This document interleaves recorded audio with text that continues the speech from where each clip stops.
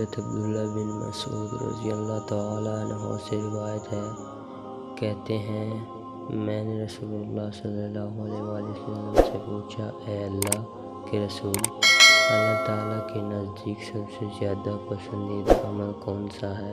اور ایک روایت میں یہ ہے کہ کون سا عمل کام سب سے بہتر ہے؟ اور آپ نے جواب دیا، نماز صحیح وقت پر۔ میں نے پوچھا کون سا عمل؟ آپ نے فرمایا والدین کے ساتھ سلوک کرنا۔ پھر میں نے پوچھا اس کے بعد کون سا عمل؟ آپ نے فرمایا اللہ کے راستے میں جہاد کرنا۔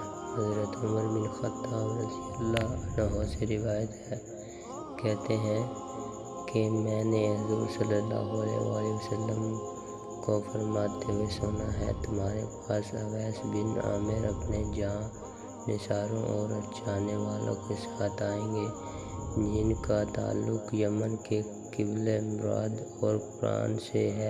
ان کو برص کی بیماری ہوگی جس سے وہ شفا یاب ہو جائیں گے۔ مگران کی بیماری 1 درہم کے قدر باقی رہ جائے گی۔ وہ اپنی والدہ کے فرمان پر فرمانبردار ہیں، اگر وہ کسی چیز کے بارے میں اللہ کے بھروسے سے پر قسم کھا لیں تو اللہ تعالیٰ اس کو ضرور پورا کریں گے۔